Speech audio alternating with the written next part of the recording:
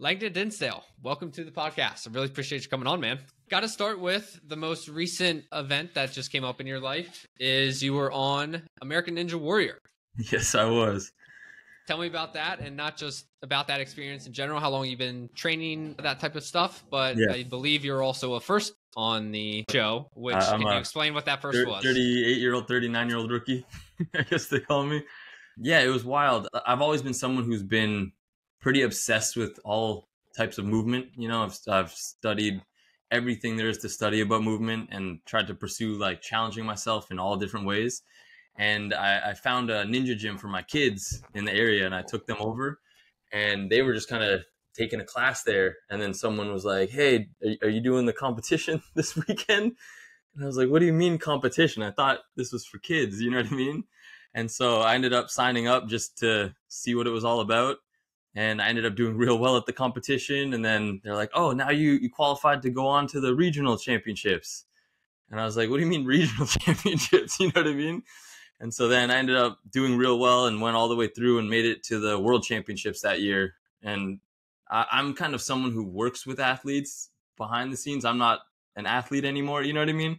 So it was real kind of a shift in dynamics of me kind of competing at a higher level of anything. But I absolutely fell in love with the sport just because it's such a unique challenge. You know what I mean? Like the way you challenge yourself physically to like swing and brachiate and climb and hang and all kinds of stuff that I'd been exposed to a little bit, but not on that level. And I also like things that really challenge me, like if I'm incredible at something off the bat, I'll get bored and move on to something more challenging. But I had Kenny Bednarik, the Olympic medalist. So he's been a client of mine for 4 years now. He originally came to see me because he was working through some injuries that were affecting his profession. And he was pushing me to apply for the TV show. He was kind of the one giving me the nudge, you know what I mean? A lot of people were, my kids wanted me to and stuff. But for me, I've tried to be someone who stayed out of the limelight, like I didn't have social media. I don't have a website. I've tried very hard to keep my life and business private from the world. My whole business is word of mouth and has been for 15 years. And so it was kind of, I had to step outside my comfort zone a little, even to apply. And I was a little reluctant. I also knew that they get thousands and thousands of people applying and they only pick, I think, a few hundred. And so it's kind of like winning the lottery if you do get selected in a sense. And so in my head, I was like, it's not really even worth something to attempt if there's no chance, And so I ended up the night before the application was due. It was, I want to say I think it was due at 3 a.m., December 15th, right? And I had a client come over who's really good at editing videos and I just had some clips and stuff and kind of some concepts. And he came over at like 10 p.m. and I was like, all right, let's just see what happens if we try to put a video together, because you have to submit a 3-minute video kind of showcasing who you are and why you would be good for the show and some of your ninja talent and skills. And so I threw it together. I got it done at 2:45 a.m. And then at 2:45 a.m., I realized I had to take a headshot and I didn't have one. So I went and took a selfie with my cell phone and then had to try to upload it. But I guess they didn't accept it from a phone. You had to convert it to a JPEG. And I don't know how to do that. So I was like scrambling. I didn't want all of the effort to go to waste. And so I ended up getting it submitted and getting it all in with 5 minutes to spare. And then in January, I got the call that they wanted me to come on and went out and competed in Hollywood in April of last year. So wow, it was the whole thing was an incredible experience. Like aside from the Hollywood side of it, which that was a whole vibe itself, but like they have you compete at like 3 a.m, or like overnight, because I guess the lighting is good at night for the show. And they had an entire street in Hollywood Studios in Hollywood, California, kind of closed off for this. And then it was 45 degrees, so it was freezing cold. Get dumped in the water. That'd be great. Dude, it was a trip. The whole thing was a trip. But the craziest part of it was up until I competed, I was like a casual kind of competitor. I would just show up and do comps. I wasn't training. I wasn't doing anything competitively at the time. I would just, whenever there was a comp, I'd go do the comp. You know what I mean? And if I won and moved on, I moved on and did the next one. But after the show, that's when I really got the bug, the ninja bug. I fell in love with the sport, and I've been going a few days a week, every week for the last 14 months, training, getting better at the skills that are unique to ninja, like lashaying and kind of the body awareness with linking obstacles and stuff like that. So yeah, it's kind of become a little bit of an obsession now. Yeah, I love it. What type of training were you doing beforehand that you were just kind of able to pick it up that initial time that you were at your So kids gym? yeah, so all kinds of things. I kind of ebb and flow between things. I believe at the time I was just getting into triathlons and doing some like barefoot triathlon training and stuff like that. I was never really an endurance athlete, but again, I was up for the challenge, and I kind of enjoyed the challenge of learning to swim and swim long distances and get into that whole world. And then I always strength train, like I've studied so many different modalities in terms of strength training. And so I put myself through different meso and macro cycles of, different kinds of periodization, different things that I'm focusing on. I might, for a few months, focus on seeing if I can get my deadlift up to 500 pounds. And then if I hit that goal, then I might try to lean out and see if I can change my body composition. Or I believe that year I was really getting into gymnastics training and trying to work through, like parallel and ring work, and doing a lot of like slow controlled muscle ups and working on, planches and fun stuff like that, levers, all the good stuff. Yeah. So, but yeah, I kind of just, I challenge I've taken about 180 seminars and licenses with everything to do with movement and health. I kind of became obsessed with wanting to understand everything there is to understand about the body. And through that, I've taken a lot of different seminars on program design, periodization, different kinds of strength, lifting and strength work, and training athletes and Olympic lifting and all the whole kind of smorgasbord. So Yeah. I like to be my own first client and experiment on my own self with different types of training. So Were you an athlete growing up? I was a basketball player. So, I mean, when I was a young kid, I started at 4, I think, playing soccer, played that until I was a teenager. I believe when I was about 10, 11, 12, I started getting into basketball and got really competitive in basketball. And that's kind of what took me away from all other sports. I just wanted to become successful at basketball. And I played in high school and, did really well, and kind of went and tried to play in college. I'll say tried because I got injured real early in college, and my whole basketball career fizzled out because I had nagging, plaguing knee injuries that were chronic. Started as Osgood-Schlatter's, the kind of the growth plate issues, and then it just translated into patellofemoral syndrome. And I wasn't able to get help at the time. And so, I tried rehabbing and making a comeback in my sophomore year, and then injured myself again immediately. And so then took a few years off of that. I was studying kinesiology and human kinetics up in Canada. And through studying the body, I really wanted to try to understand how to help people with, things like what I had dealt with, because I wasn't able to find help in time, and I kind of lost my whole dream and career at the time. So, and just kind of naturally went through, a few years of remorse and mourning my basketball dreams and career and feeling like I failed. Exactly. It's like that traditional white boy story. I know I work with so many people now going through that or who have gone through that. So Yeah. I love I'm sure you've heard of the knees over toes guy. Oh yeah. Yeah. He's obviously great, but I just love his story that it's just like his failed basketball career, like, and like his injuries, and just like basically wanting to dunk so bad, it has led to we have a similar story. Led to everything that he's done, and what he obviously does is amazing.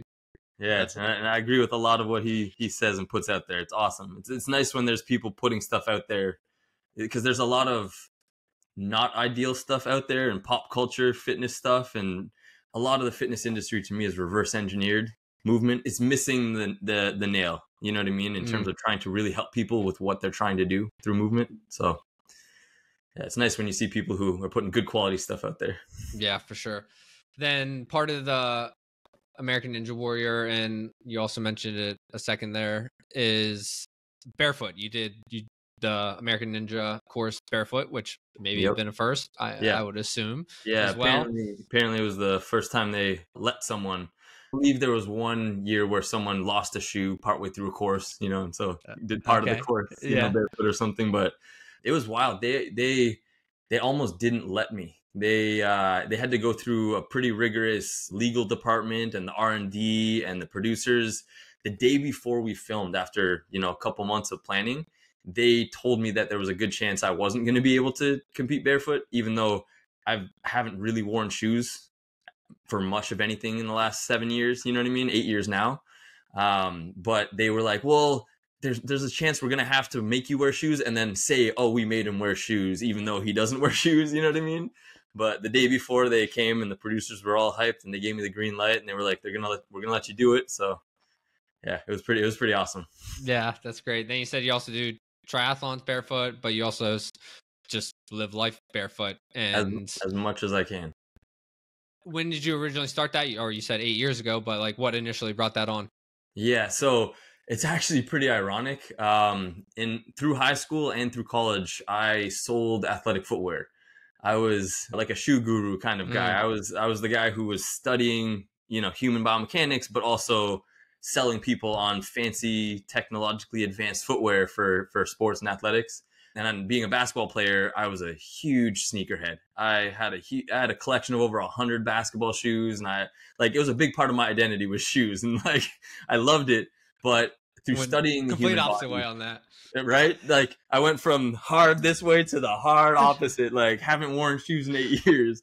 That's why I think it's so ironic, But I kind of, through studying the body and biomechanics and just human movement, the deeper you dive into that, the more you realize that the foot is an amazing mechanism, perfectly designed for all the things we need feet for, right?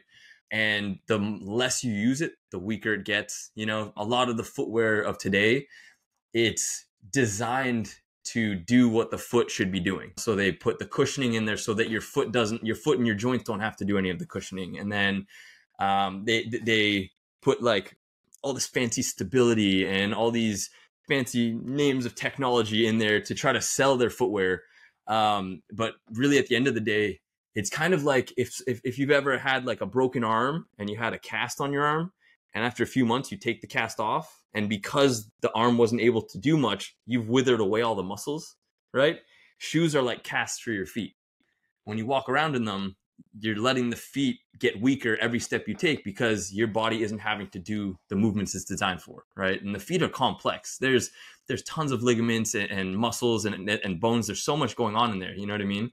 And that's not even to mention that most shoes nowadays are not shaped like human feet, right? They're kind of this like toe box that's angled like that, but your feet are shaped like that. And so you have to deform and wedge your feet into that and then rely on the stability and the cushioning to do most of the work. And then systemically, especially for athletes, their feet are getting weaker while they're playing sports and making the rest of their legs try to get stronger. And it's a weird disparity that leads to nothing but chronic injuries and pain and weakness and a whole world of issues. So I learned that early on, but then originally being a sneakerhead, my first idea was like, okay, what's a better shoe? You know what I mean? Like I love shoes, but maybe I'll find one that's healthier for me. And this was 2008, 2009, when I was really starting to dive down this rabbit hole of trying to find healthy footwear. And I came across Vibram 5 Fingers, like the toe shoes, like people call them. And they were one of the few back then that really didn't offer any cushioning support, had room for the toes to move and splay when you're walking. And so that was a lot of fun to kind of explore wearing some of those. And then I also came across Vivo Barefoot at the time, was a company, I believe, out of the UK that was making regular looking shoes that didn't have the weird toes that some people don't like the attention of, but they have minimalist, very thin, flexible soles and wide toe boxes, and they were incredible. And so I kind of spent a few years trying every healthy shoe I could find and seeing what I could do in them and push the limits of that. And then I was also trying to spend as much time as I could outside of it barefoot when I didn't need shoes, you know what I mean? But at the time I was working at a facility that required shoes. So when I was working and training in that facility, I had to wear some kind of footwear, and then my current practice, I opened in 2015. And one of the big drivers to open my own practice was so that there was no one that could tell me to wear shoes, right? And so 2015 was really when I went to probably 98% of my life barefoot, because work was really the only place that I had to, you know what I mean? And then, but you know, at that time I would still, if I went places or traveled, I would still wear some barefoot shoes or something like that. And then I just would slowly start kind of breaking myself out of the box that I was boxed into mentally of thinking you needed shoes for things. And just little by little, I would try different things barefoot and see how that went. And I just kind of progressed to a place where I just stopped wearing shoes altogether. And my wife didn't love it at first because she hated the attention when we would go into a store and people would approach me to ask or talk about it. And of course I could talk all day. So I would just, I would give them a little education on why and the benefits of barefoot and grounding and being outside. And so, yeah, but probably the last 7-8 years, I haven't worn shoes for anything unless I absolutely have to. Like I'm not an extremist, you know, I'm a bit of a purist, but I try to be respectful. If I'm in someone's business and they ask me to put on shoes, I'm not going to argue. I'm not going to hold up a picket, you know, picket on the front line. But so, you know, like I'll have a pair of just minimal little barefoot sandals or something in my truck if I need them. But honestly, no one ever really asks. Like maybe once in the last 5 years in shopping in stores has anyone asked me to put on shoes, you know? And it was at the checkout line and the manager was like, "Hey, next time can you?" I was like, "Sure, yeah." Never went back. Never went back. No, I go back all the time, but they've never asked me again. So, but yeah, it's been pretty wild and eye-opening, you know, kind of breaking the stigma and seeing some of the things that, even being a big proponent of barefoot health and stuff like that, I still kind of had this like stigma of like, you're supposed to wear shoes in some of these places, you know what I mean? But I've looked into it in a lot of ways. The laws relating to it are muddled or not existent. You know, it's more the no shirt, no shoes, no service thing. Like there isn't a ton of legal basis. It's more, you know, like, and some stores don't even have it anymore. You know what I mean? And like a lot of people freak out when they find out that I drive barefoot and they're like, "Oh, isn't that illegal?" It's completely legal in all 50 states. You know what I mean? And I find it dangerous to drive in shoes because my feet can connect more efficiently to the pedals if I need them, rather than like there's a shoe that could hook or something like that, you know? But people are very boxed in with, you know, the perception and the reality. So especially down in Florida here, a guy walking barefoot into the store is probably the least of their problems. Dude, everyone hears about me and they're like, "Oh, of course he's a Florida man." It's so funny. Yeah, it's probably been about 2 years now that I got barefoot pilled and have been living as barefoot as possible. I, you know, have barefoot shoes, which is the phase I'm in right now. I'm not barefoot out in the stores or anything like that at this point, but wearing barefoot shoes 95% of the time, and then barefoot as much as possible, just obviously around my apartment. But if I'm out, you know, just walking around or going to the beach or whatever, of course, as well. What do you do with your kids? Thinking barefoot wise. So I've tried to raise my kids in a little bit of what I would call a unique way. I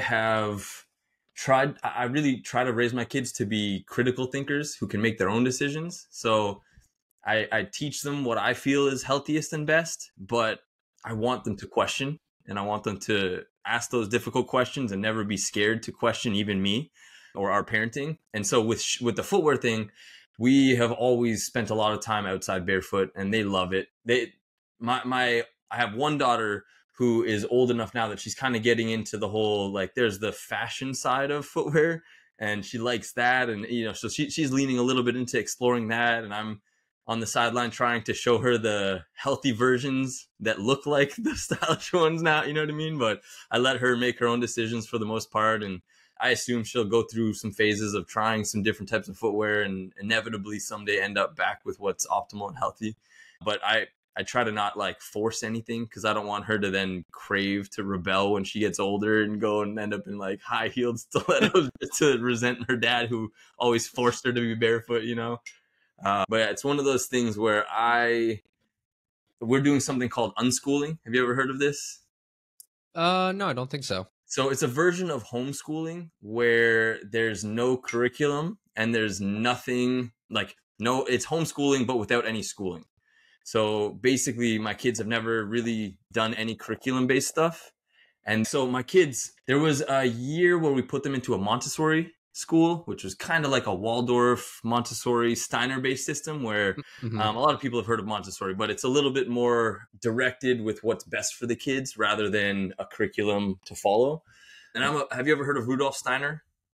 I have not, no. I'm a big believer in, he was a child psychologist. He had a lot of wonderful work out there. He's very well known if you're studying child psychology, but the Waldorf school system is based on his teachings. And one of the things that really, really resonated with me that he preached and believed through everything he studied was that humans shouldn't learn to read or do math before they're about 8 years old.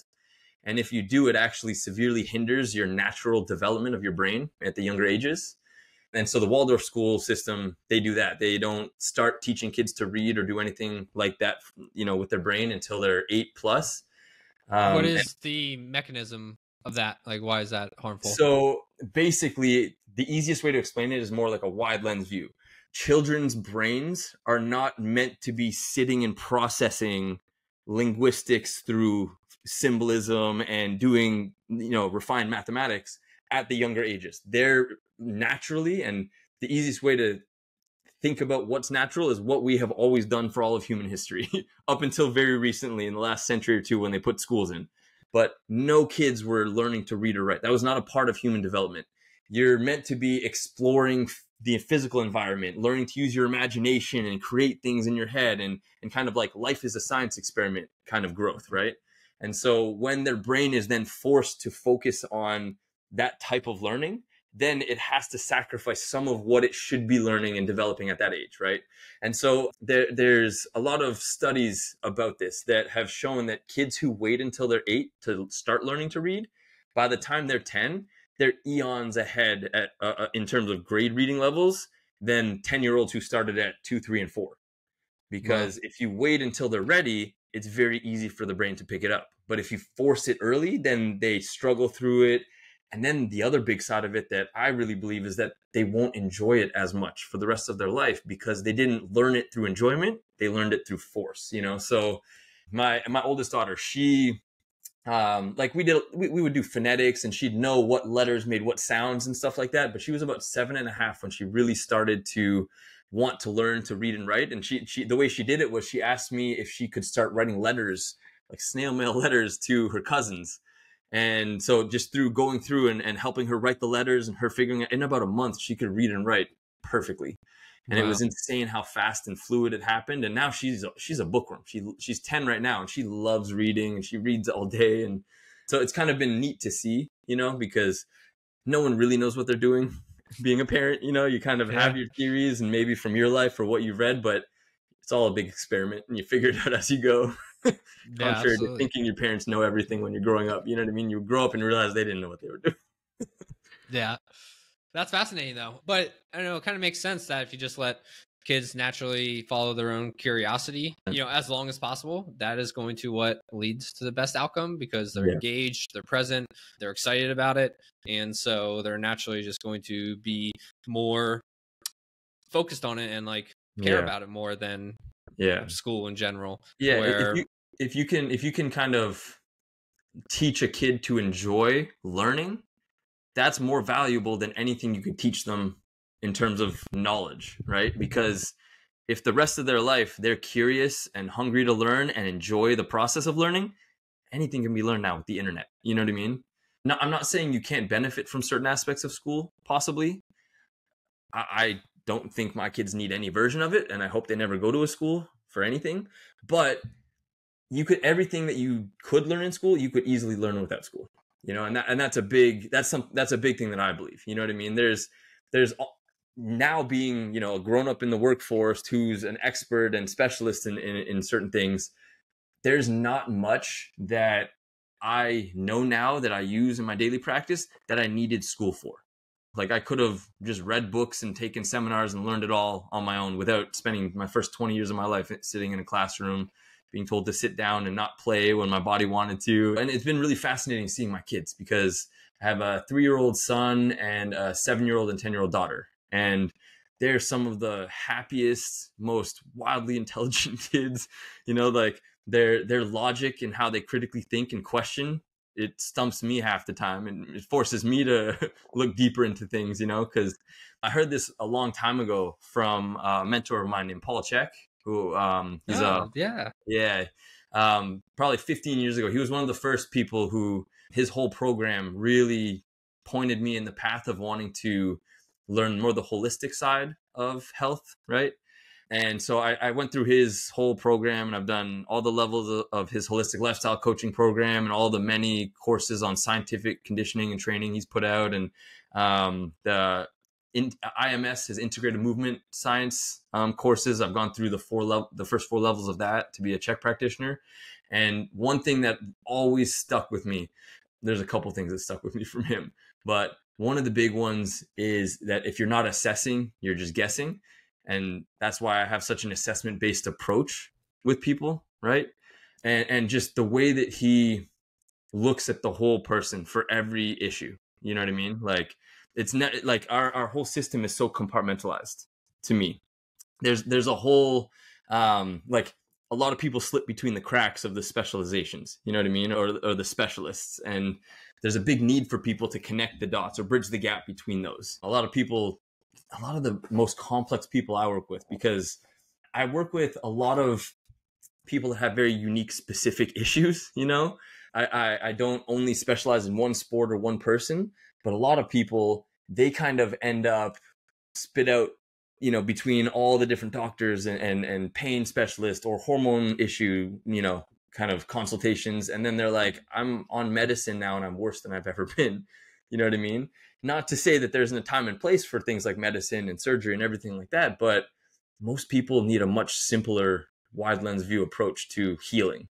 Mm-hmm. And so the other cool thing is when I work with, because my practice is referral based, when I work with someone on a specific topic or issue or health issue, when I help them heal, then they end up referring a lot of people with a very similar issue, you know? So like if I work with an athlete of a certain sport, then once they're back to competing, they refer a lot more people in their sport. And when I work with a cancer patient, and once they overcome cancer, then all of a sudden they start referring other cancer patients. And so I have a very unique blend of like needle in a haystack type health issues that come into my practice, and it's keeps things spicy. It's fun. It's kind of, you know, it's not the same robotic generic advice. I have to treat every person with that biological individuality, you know? Yeah. It's crazy to think that we think of our bodies as like silos. You know, you have your heart doctor, your lung doctor, your this doctor and that doctor, and to not think that like changing something about one part of the body doesn't affect everything else. It's pretty crazy. That's wild. Once they privatized healthcare, it was all downhill from there, because then it was streamlined to, you know, the sick care system to just funnel more people in. And like the definition of medicine is something that you take to heal, not something you take the rest of your life.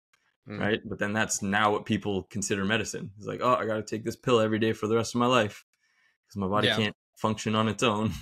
Solving symptoms instead of root causes. And 100%. And I just looked up the number today. We spend 3.6 trillion annually on healthcare costs, and only 3% of that is preventative. The rest of it is, again, solving for symptoms rather than root causes, or trying to not have it happen in the first place. It's almost like there isn't really a place in the traditional allopathic path for people like me who are taking the time to really dive deep and assess people to help them overcome challenging issues. You know what I mean? Because a lot of the medical system is a revolving door business model. They have to go through seeing so many patients. They can't sit down for 2 hours with someone and really dive deep and discuss and educate. You know, it's more, oh, you come in, you spend a few minutes, you get the generic advice, and then out the door with a prescription or some kind of generic piece of advice. You know, I work with a lot of physicians, and I've helped a lot to overcome their own health issues. And it's fascinating hearing their version of the reasons they can't give better advice. You know, it's outside of their scope, or they're not allowed, or they don't have the time, which I understand.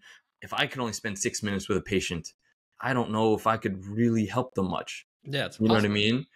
It's impossible, but that's the cap they have on most interactions. And like, especially in that system, to a hammer, everything's a nail. Like, if they're sitting with the same kind of problem every day, they're going to have the same solution, and they don't need to pick it apart and really analyze and assess. And so people just kind of fall between the cracks. And there is, I don't even know what to call myself. I don't have an elevator pitch. I get asked all the time. To some people that come to see me, I'm maybe a holistic practitioner, or a physiotherapist, or a health guru, or, like a cancer specialist, or an autoimmune disease coach. Like, it depends on the specific reason you come into my office, but there isn't one word that encompasses all the things that I've studied to and use in my practice to really help people overcome their own health challenges. So it's wild. Where'd you come up with your name for your company? Soma. Yeah, so soma is a word that means all the tissues of a living organism aside from the bacteria. So I liked it because it was a very all-encompassing word in terms of treating the whole person. Mm-hmm. Also, so many of the licenses and seminars I've taken have soma in it, like neurosomatic therapy and soma therapy and soma training. And so it was just such a prevalent word, and I kind of felt like it resonated with me. So kind of just rolled with it. Yeah. You said you've done 150, 180 different certifications. Yes. What makes you choose what you choose whenever you choose it, if that makes sense? Yeah, it's a good question. Early on, I finished my undergrad and decided not to go the medical school route, which I originally had planned, and kind of decided to start trying to help people, and went studying osteopathy, not American osteopathy, but traditional manual osteopathy. And through that, I started realizing how little I was able to help people with what I had learned in college. It was almost like there was all this knowledge pumped into my head, but no practical way to apply it to help a human. And it was a lot of the traditional type of, rehab type information. And that's kind of when I started exploring other systems. I started trying to look for seminars and educators and people who I thought might have something to offer. And I stumbled onto Paul Chek and Charles Poliquin originally. They were kind of the two that had a big influence on my life early on in terms of education. And I started realize the more I learned, the more I realized that I didn't know. And I kind of started diving down rabbit holes and eating up everything I could. And for about a decade, I was taking 15 to 20 plus seminars a year. Every other week, I was signed up and traveling somewhere to study. Sometimes seminars, sometimes I would find a specialist at something and want to mentor under them and just learn from them, or go through a license to just, I don't, at the beginning, it was nice kind of having, all the little plaques and all the little, certificates, the certificates and I liked it. And there was a time when I had 50 or 60 on the wall, and I was like, it makes me feel like, I'm like valuable because of all the effort and energy I put in. But at a certain point, I just realized no one cares what I have up on the wall. All they care about is that I can help them, And then I also got to a point where I didn't have room on a wall for 100 plus certificates, you know what I mean?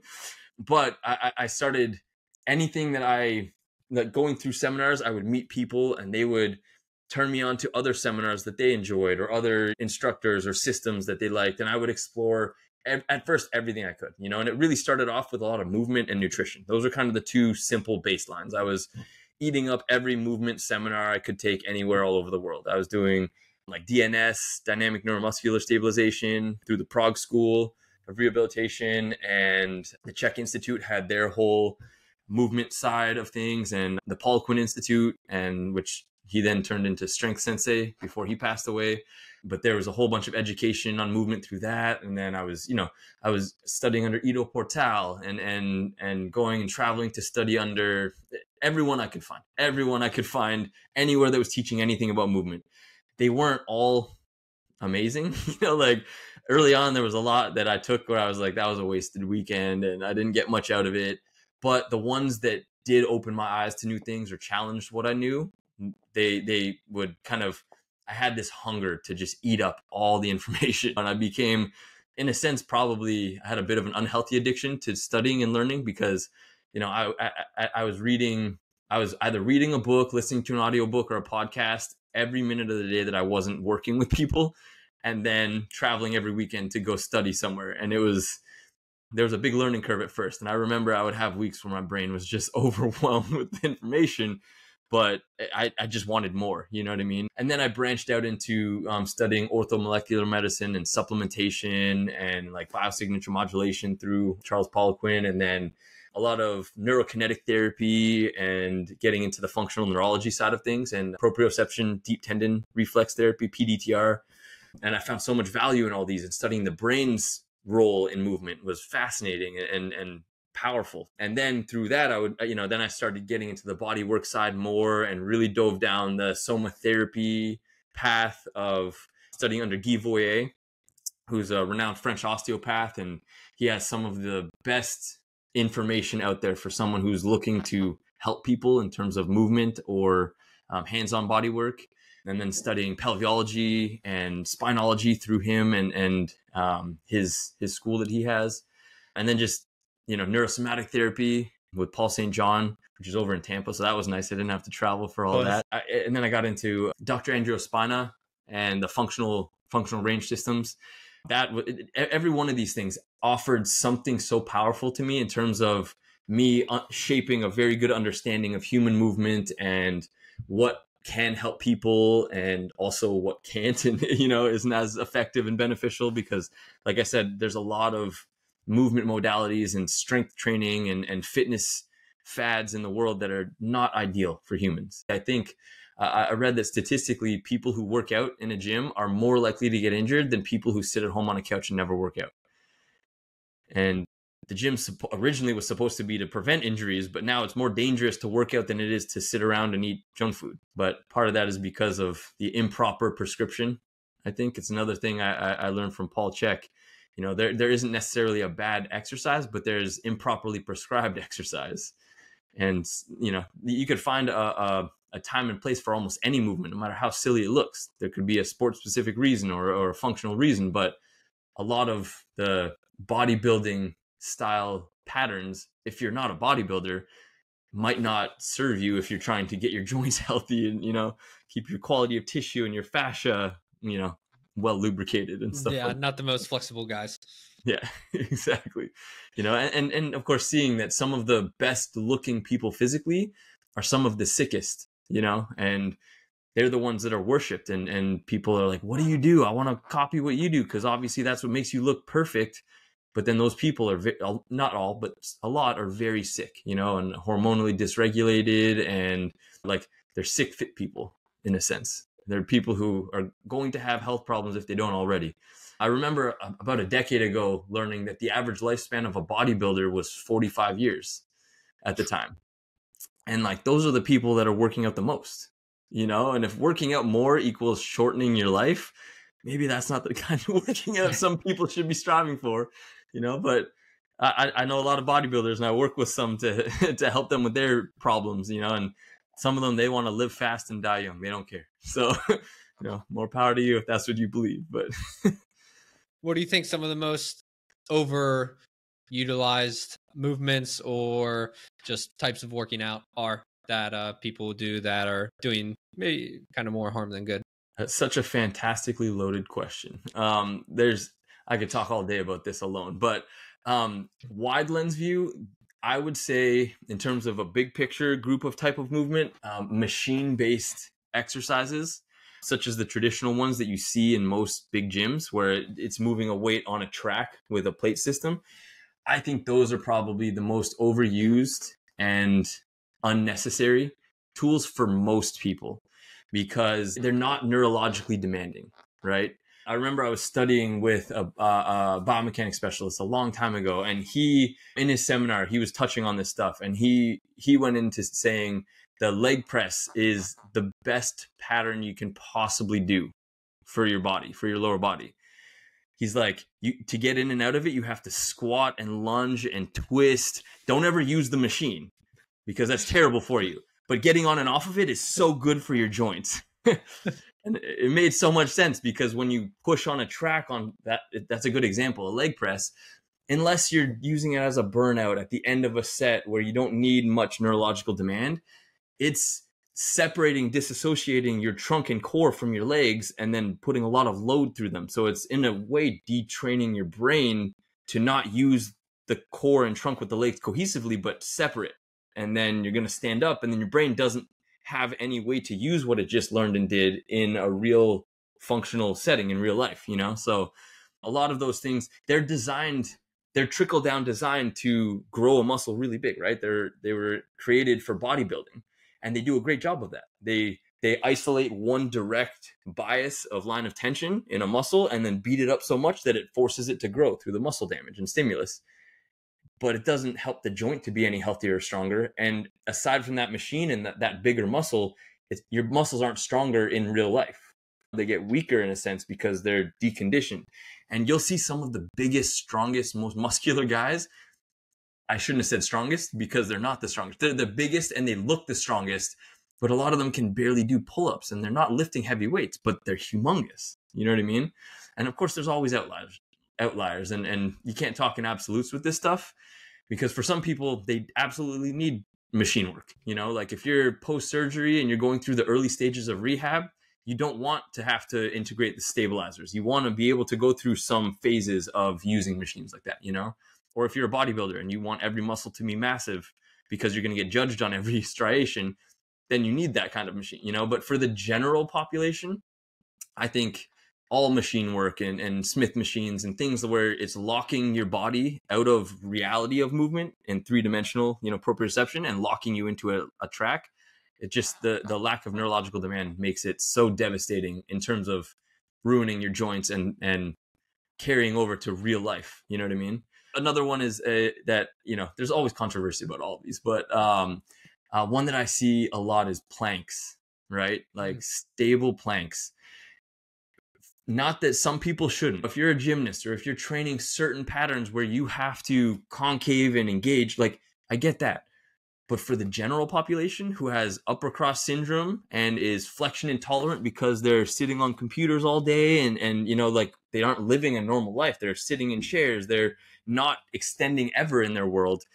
To get yourself into a neutral, which will then turn into slightly flexed position, and then tighten everything up. And then also, most people don't breathe well. Most people aren't diaphragmatic breathers. They're chest and shoulder breathers. They're limiting their capacity for oxygenating their system, and they end up bracing through their diaphragm. You see people holding their breath when they move and lift all the time, and it's an improper bracing mechanism, right? Because maybe no one's taught them how to brace it properly. And, you know, if you're lifting heavy enough, yes, you have to brace, but people stand up holding their breath, you know what I mean? And then the plank is teaching you to hold your breath, tighten your trunk up, flex your trunk, and then it's a non-axial loading position. So you're not even upright using your trunk muscles. So your brain is trying to relate the trunk activation to gravity pushing forward through you, which is great if you're training to be a doormat or if you want to be able to break the planking world record. But in terms of having a strong functional core, that's deprogramming it to be a more rigid, less functional core, you know? And 90+% of people have lower back problems. And the mechanism behind the lower back problems is not going to be helped by doing planks and deprogramming it worse. You know what I mean? A lot of people end up, their back hurts when they do the plank. And then, so, you know, things like that, where you're just, they reverse engineer movement to chase aesthetics instead of do what's best for the human. You know what I mean? Yeah, functional. What is something people should do for core then, if plank's not the thing? So honestly, the best things people can do for core, it's not sexy, but the most neurologically complex core movement you do is walking, right? And so sometimes loading walking can be a beneficial way to do it. Working the trunk through different ranges, right? Not just locking your trunk rigidly, but going through controlled articular rotations, which I got a lot in that realm from the functional range conditioning side of things, because they try to do articular rotations of every joint in a very specific way. And it's fantastic for you in terms of improving the capacity that the joint has access to, but keeping your spine fluid or soft, but not weak. And it's a bit of a contradiction to what most people think, because most people are walking around sucking their abs in all day because they don't want their pooch sticking out, and that alone is going to ruin your breathing pattern. And you're not going to be able to have a functional core if you're holding your breath all day or tightening your abs, because that's not what they're designed for. We have the IAP, the intra-abdominal pressure system, the kind of the canister mechanism that is our intrinsic core. But most people's is so dysfunctional because the top of the canister is their diaphragm. It's locked and rigid because they don't breathe properly.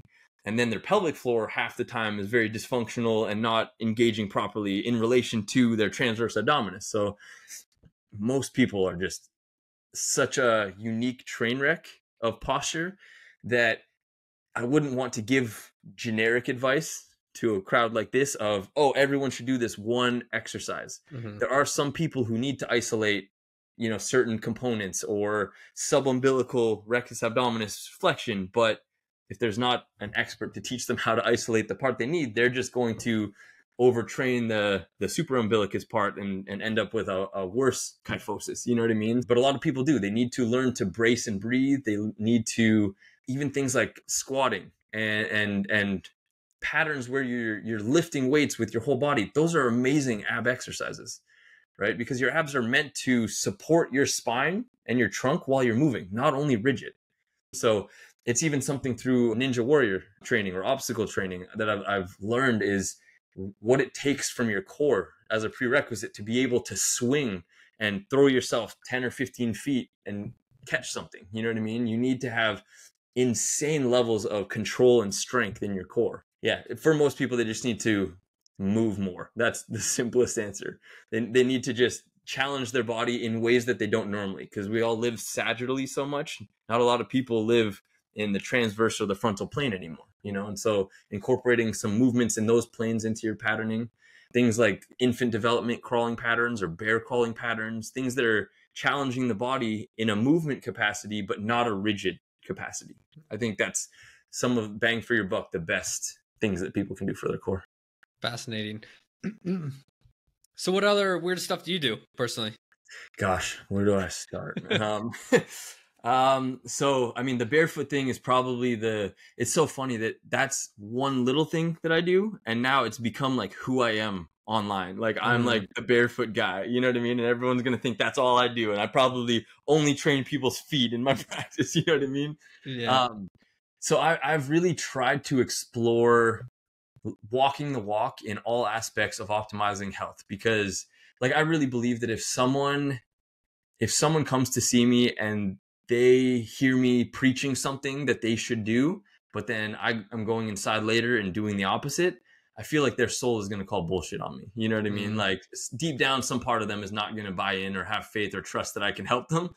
And I've also really, in an extreme way, pursued on every level, trying to live a lifestyle that's as clean as is manageable without, upending everything for every little detail. Because when you first learn how toxic the world is, you'll go nuts. You'll lose your mind throwing everything out and thinking you're like, the air is toxic, the water's toxic, your clothes are toxic, like everything is toxic if you really look into it. So I started trying to buy organic clothing and organic bed sheets and getting rid of any products in our house that aren't clean and non-toxic, from, of course, food is a big thing that I really eat a very clean, what I would consider clean diet, consisting mostly of meat, organs, and fruit, the highest quality I have access to. I'll sprinkle in a little bit of raw dairy and maybe some root veggies, but not much else other than that, unless I'm, on vacation or splurging or treating myself or something. But the staple. Do you buy locally or? Yeah, we buy from, there's some farm stores local that we go and get most of our meat. Our produce, we get as much as we can locally, but there's parts of the year where locally they might not have some of the organic produce, and we like to keep the variety there. So we'll maybe go to like a Sprouts or a Whole Foods, Sprouts Farmers Market or Whole Foods chain to get some of that stuff. But I mean, like we have a raw milk delivery guy who delivers 3 gallons of raw goat milk every Thursday in glass jars. So there's no plastic toxins, and it's, I've seen the farm and the goats myself, so I know they're treated well, and I know they're healthy and not stressed, and they drink clean water. So, I take it to the lengths that I can. I eat a lot of raw meat, because the less you cook something, the more nutrition is left in it. So we're talking raw or like raw, rare? Yeah. Okay. Raw. If I go to a restaurant, they won't just bring me out a cold steak. So I have to usually I get rare, cold in the center. It's like the least cooked they'll do. But if I prepare stuff at home, I love eating it raw. I'm not an extremist. Sometimes I'll have cooked meat, you know what I mean? But I love it raw. It's so good. What is like everybody says raw meat, is bad for you, different diseases, parasites, so on and so forth. Mm-hmm. What is your perspective on that? A lot of that ties back more, I think, into quality. Also, a lot of people deal with fungus and parasite issues and heavy metal issues and all kinds of issues. The internal environment of a person is going to dictate how their body handles anything external coming in, right? There's going to be a component, like everyone has parasites in their body. Some people have a lot more than they should, and sometimes it's not symbiotic. It's kind of, it's excessive or it's the wrong kinds, but everyone has some. And there's a very good balance of what is optimal. You know what I mean? And if you have a healthy microbiome, and if you are not toxic, and you are pretty well optimized in terms of the physiological load that affects you from outside, your body's not going to have problems with eating quality raw meat. Most people's digestive systems are upside down. They're so poorly functioning. They barely have enough hydrochloric acid to break down foods. They're lacking digestive enzymes. People like that maybe can't handle eating healthy, optimal food right away in some ways. You know what I mean? Just like how I don't believe humans are really meant to eat leaves and leafy greens and cruciferous vegetables.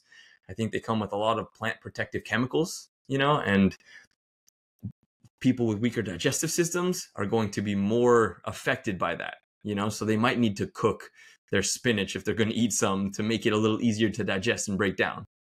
But most of I would say the propaganda around that is, there's so much in the food industry right now in terms of bad information or misinformation. A lot of it is marketed. A lot of it's not factual. A lot of it is, companies trying to sell products. Just like how all the big macronutrients that humans need to survive, protein, fat, carbohydrates, every one of them has been villainized in the last few decades at one point. And they're the three things that comprise all food that humans need to survive. You know what I mean? But it's not sexy to just say like, oh, moderate, or, like everyone wants an extreme. They want like, eat only vegetables, eat only keto and fat, eat only carnivore now. You know what I mean? Some people can function a little better leaning one way or the other, but I don't think we're meant to go without an entire macronutrient group. And the big thing I hear is about raw milk. Everyone is like, oh, raw milk's illegal. Raw milk's terrible. You're going to get, bacterial issues from it.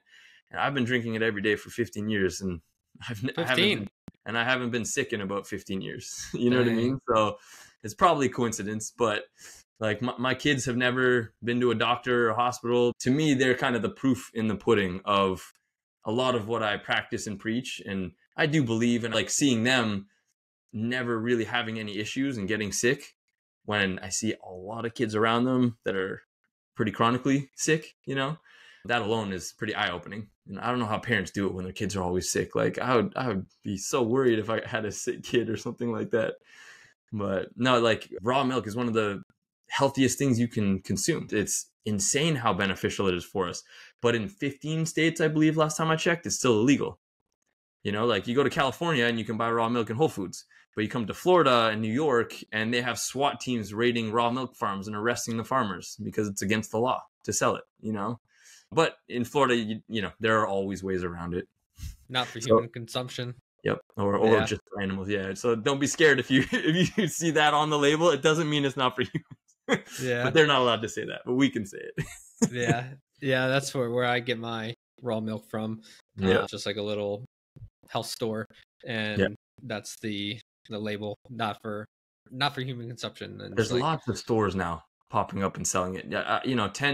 10, 15 years ago, I had to drive a couple hours to a farm co-op where we all like pitched in money and one guy would go around the state and get it all and we just pick up once a month. Like, it was awful, but that was the only way to get it back then. Yeah. Now it's every town has farmers markets selling it and health stores selling it, and so it's really becoming more available.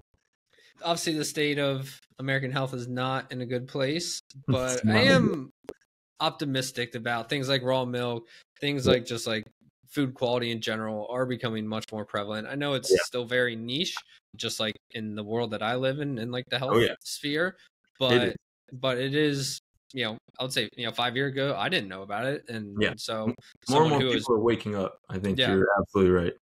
Absolutely. What about fasting? Do you fast at all?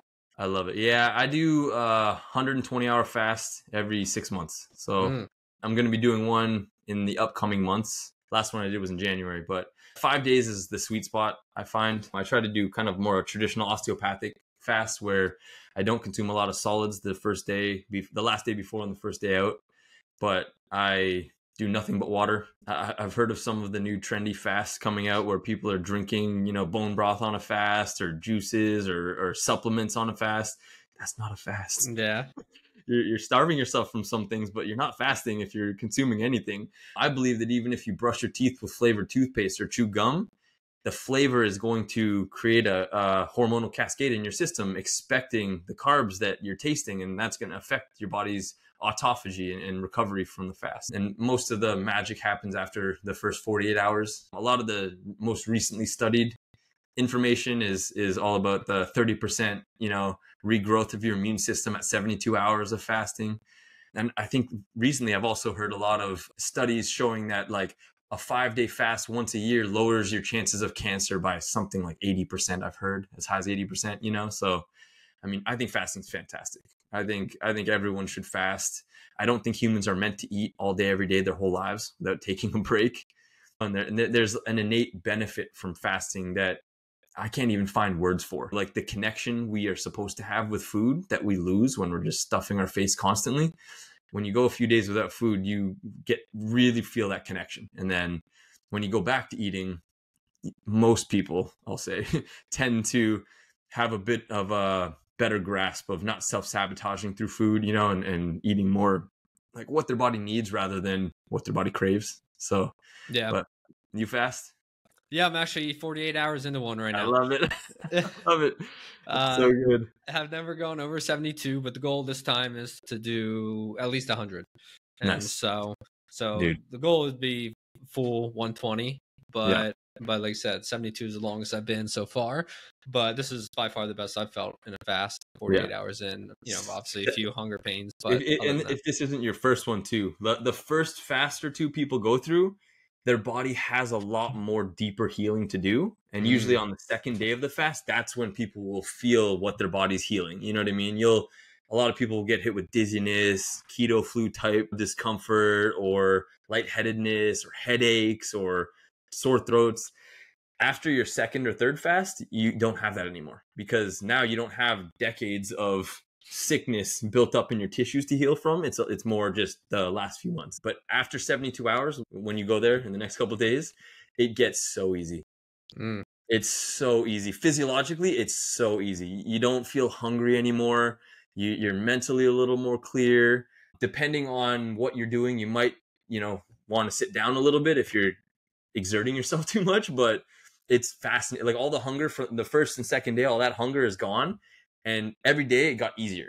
The first time I did a 5-day fast, and it's wild. You're like, I grew up thinking, especially with that, you know, I went through the meathead phase in college of wanting to just put on weight, and I got up to like maybe 215 pounds of just like a bodybuilding meathead. And I remember thinking and being so programmed that if I skip a meal, that's the end of my physique. Like I'm done. Yeah. You know what I mean? And so you realize like I have friends who have fasted 20 days and they feel fantastic. It gets pretty mentally tough after 7 or 8 days, but physically there's no long-term, you know, issue with fasting longer. But I find 5 days is like the sweet spot. You get enough of the bonus round after 48 hours, but it doesn't get into like after 5 days is when you might start going a little catabolic and eating into your own muscle. And so you don't have to worry about any of that if you're someone who likes having the muscle you have and is worried, you know.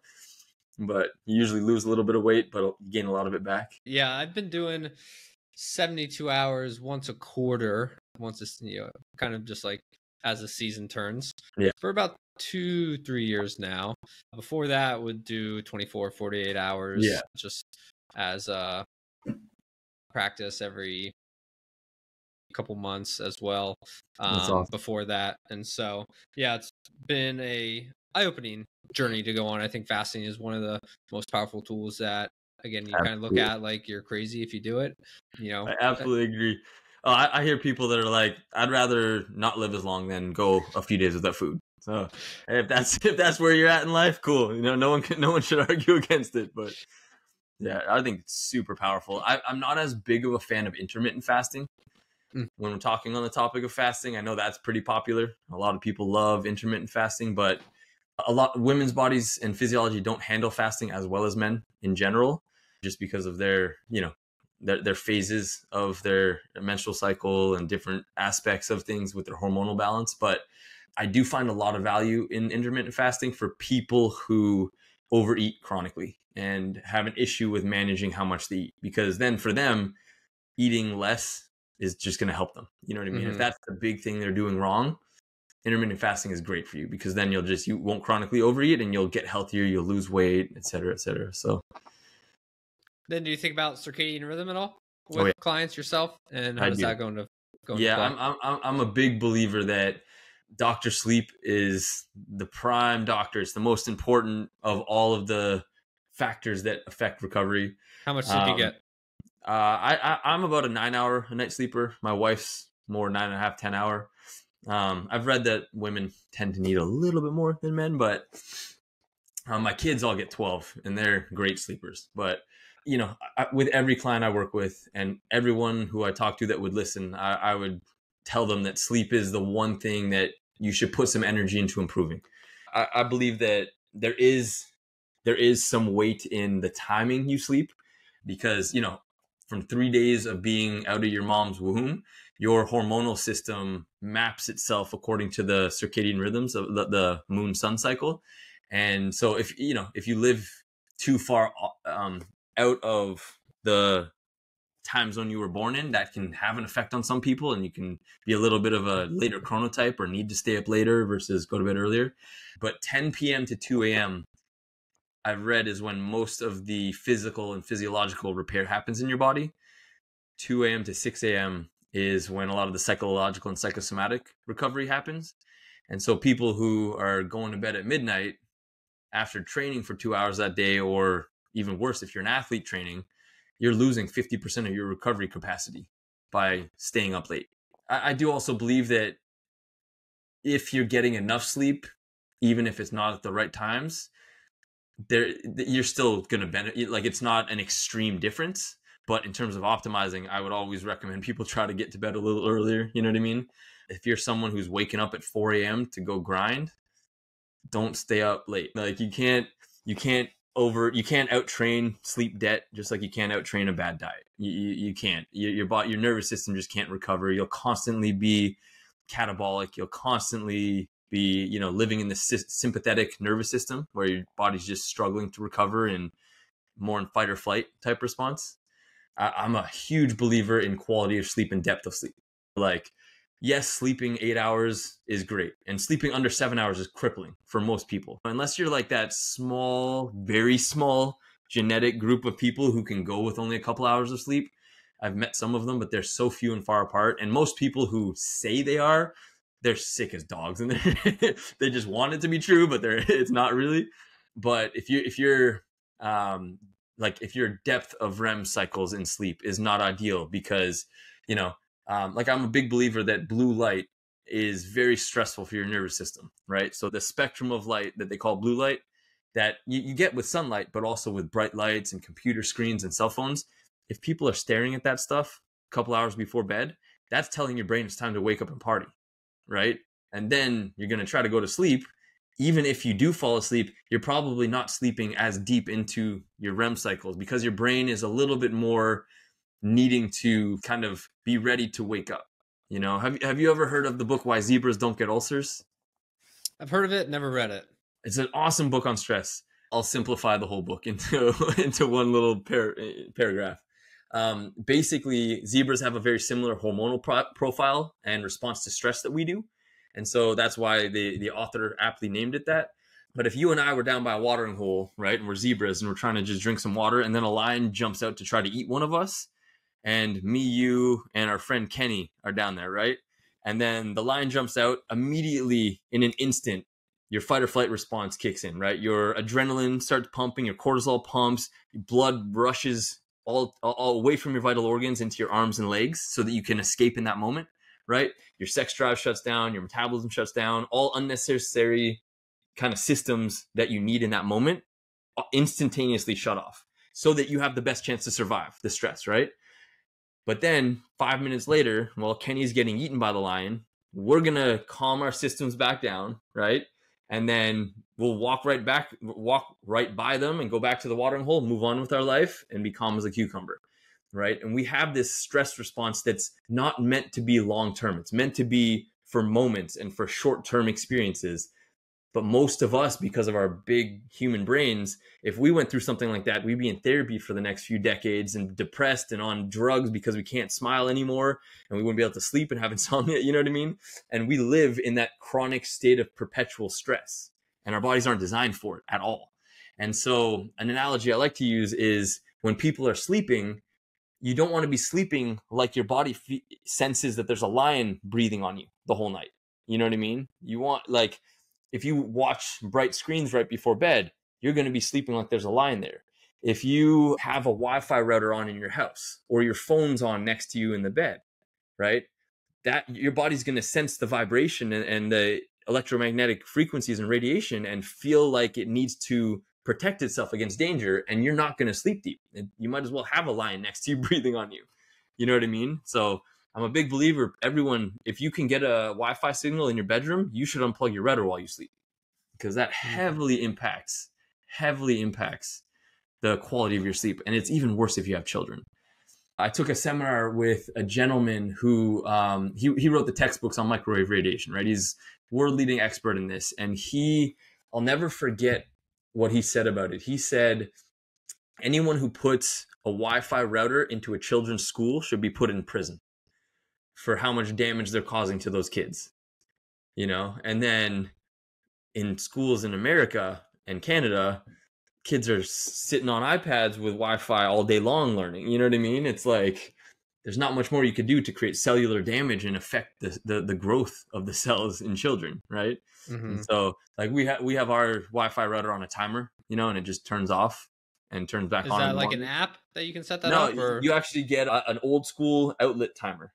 Okay. Plugs into the outlet and then you plug your router into it and then you set the timer and it'll shut it off at a certain time. It disconnects the outlet. So it unplugs it. Before I had the timer, I had a kill switch, which is the same thing. You get $20 little cheap kill switch on Amazon, plug it in and then plug your router into the kill switch. And then you just have a little remote in your kitchen. And whenever you want to turn it off, you press the off button and it turns off all the Wi-Fi in the house. For people who can. For people who can't, at least don't sleep with your phone next to your bed or under your pillow like some people do. At least put it on airplane mode, put it as far away as you can, give yourself the best chance of sleep, you know. And there's a lot that can affect sleep. You know, some people are drinking wine before bed and alcohol is going to heavily disrupt your REM sleep, you know, or eating a lot of processed food at night before bed, or, you know, there's a lot that can affect it. But when's the last time that you eat? At what time? When's the last time that you look at technology? And when is the last time that you drink water? So I believe that most of the water we drink should be drunk by dinner, right? I will drink water after dinner, but think of it kind of like your body's a dry sponge in the morning, but by dinner, it's a soaking wet sponge. Water's not going to be as necessary or effective towards the end of the day because the sponge already has the water it's going to be able to get from the day. First thing I do when I wake up is I drink a couple glasses of spring water out of these big glass spring water jars that we get delivered. It's the best version we have of getting access to spring water. There's no springs around here I can go to, I wish. And then I immediately go outside and walk barefoot on the grass and get some grounding and fresh air and sunlight in my eyes before I put my contacts on. But I think at the end of the day, I don't have a problem because like I'll drink a gallon of water a day and I'll pee once or twice from it. You know what I mean? When I first started drinking a lot of water, I was peeing 25 times a day because my body couldn't absorb and utilize it. I try to not drink a ton before bed, but it doesn't affect me and I won't wake up to have to go pee a lot. So then I don't worry too much about it. But for people who their sleep gets disrupted a lot from drinking water and from water, I would not drink water too close before bed. You know what I mean? Try to get it earlier in the day. I don't think we should drink water with meals. I think that's a very poor way to utilize water because the water then has a bunch of food particles floating in it from the meal. And so some of that water is going to go through your liver intra versus extracellularly. It's going to be processed by your liver like it's a food rather than water to hydrate your tissues and your cells. And then also your food's floating in water, not getting absorbed by your digestive enzymes. And so it creates a little more inefficiency with your metabolism as well, right? But if you're eating healthy, real food, like humans should, you shouldn't need to drink water with your meals. You know, like a healthy, optimal human should get 20%, up to 20% of their water requirements from their food.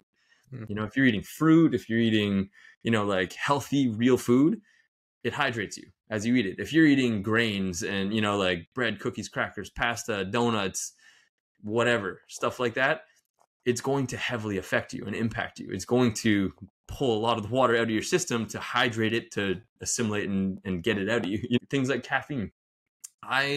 This is another fun, controversial one in the health space, but I believe probably one of the most disruptive, toxic, addictive drugs that we have access to is caffeine. I don't think humans should consume caffeine. If they do, there's better ways to do it, but people are so addicted to it to the point where they can't stop, even if they know they should, you know, and then when they do, they go through physical withdrawal symptoms like they're an addict to a heavy drug. You know what I mean? It's a class 1 drug. It alters your physiology and creates an addictive withdrawal through symptoms. So there's never been a study proving that caffeine is safe for humans, contrary to all the cherry-picked, funded by the coffee industry studies that are out there, right?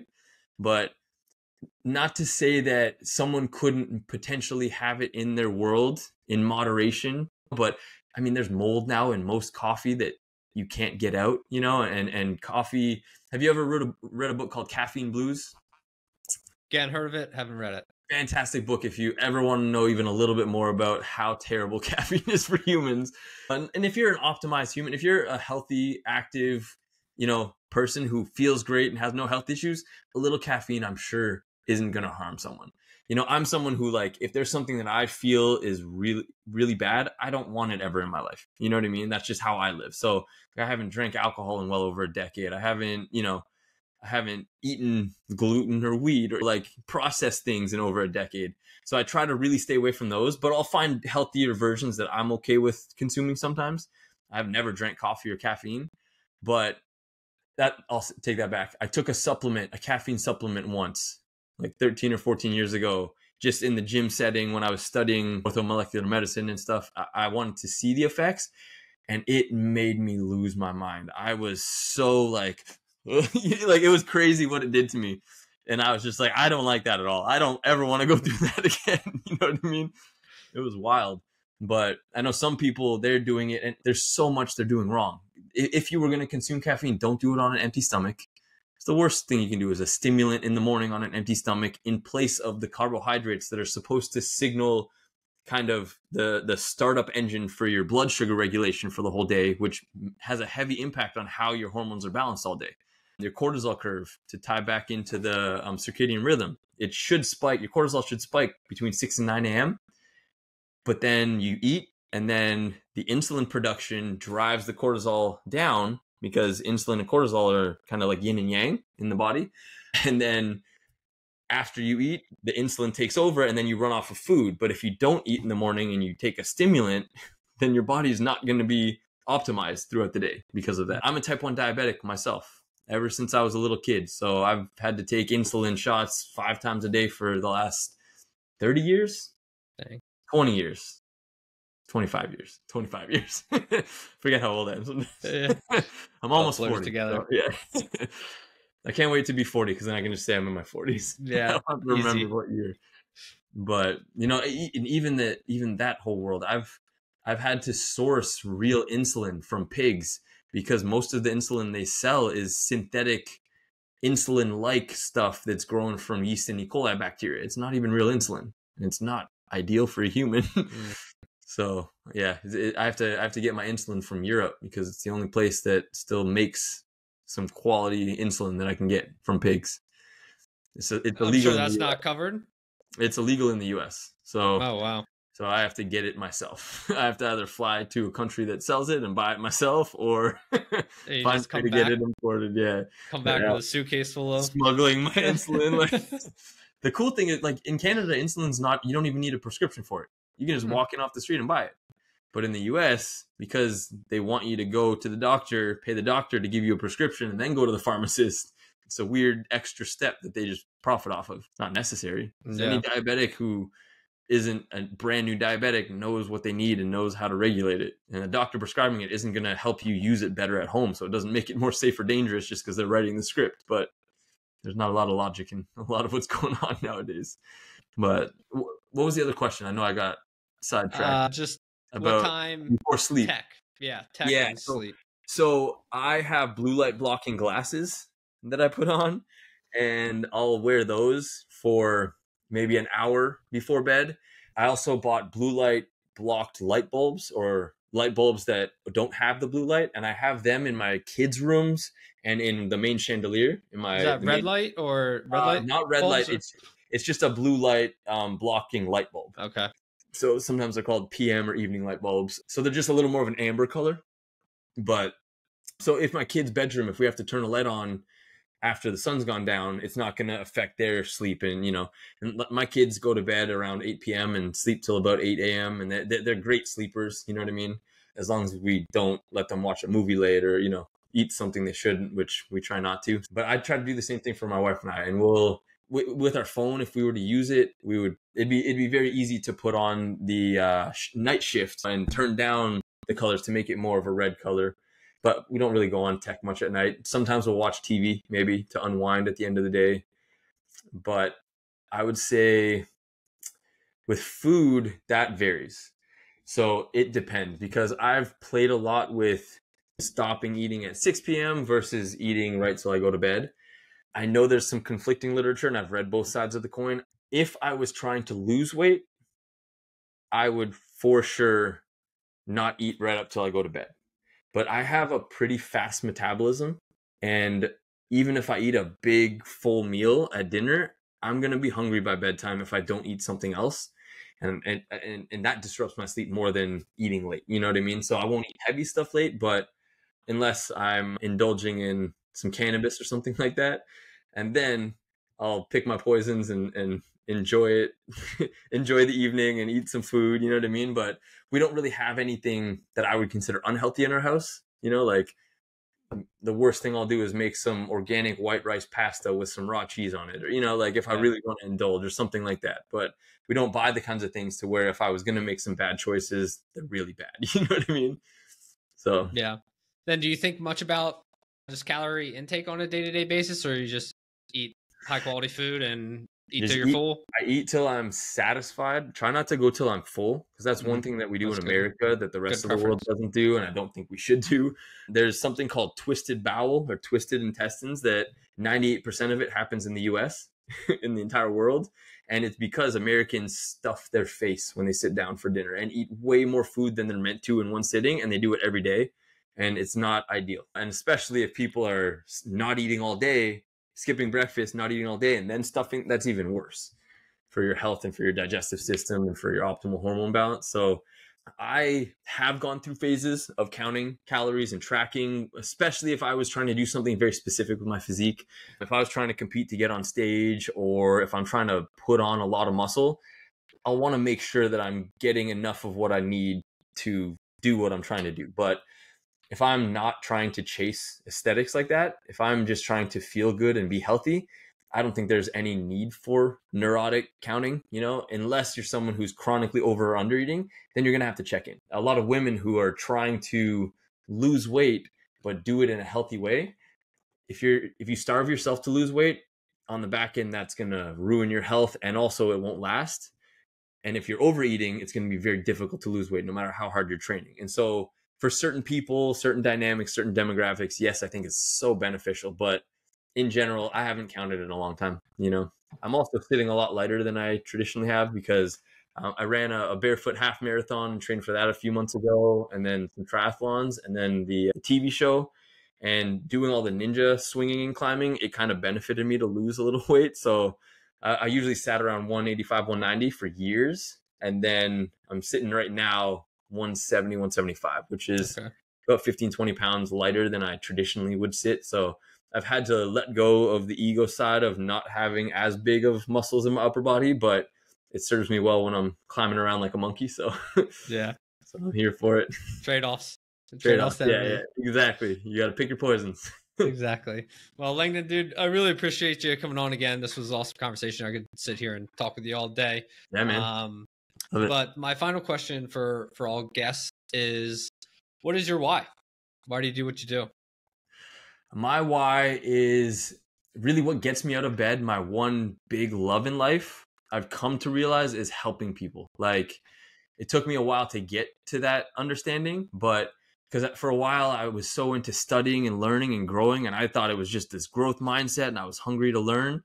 But I realized the reason why I liked learning all that stuff is because I was able to apply it to helping people. And helping people, I'm fortunate that I get to help people heal from debilitating chronic pain and long-term health issues and come back from death, or being on death's door, or athletes whose careers are basically over because of an injury. So getting to help people work through that and feel better and live a more balanced life, I think that's my why. Love it. And if people want to connect with you or learn more about what you got going on, I know you say you're not super into tech stuff, but where's online that they can find you? So my wife forced me to get an Instagram page for the Barefoot Ninja. And I had an old Facebook page. I hadn't been on in a decade, but I guess Facebook owns Instagram now. So she's been posting some stuff about my journey through this whole ninja thing and working with some of the clients I get to work with and some of what I get to do on Instagram. And it also posts onto my Facebook. So the Barefoot Ninja on Instagram would be the best online way. If someone ever had a question or wanted help or wanted to come see me, you could send me an email at langdon@somahealthandperformance.com. I don't have a website, very purposely right now. That's great. I'll have you might be the first person who's ever left an email on here. So first time for everything. Exactly. Dude, if I could be living in the woods secluded by myself, that's probably how I would, but it's just not the way my calling works. And, I wouldn't want to do that to my kids right now. So maybe someday. Well, I'll have both of those listed in the show notes so that people can easily find you and reach out if they feel the need. But Langdon, again, appreciate you coming on, man. This was great. Appreciate it, man. This was awesome. It was great talking to you.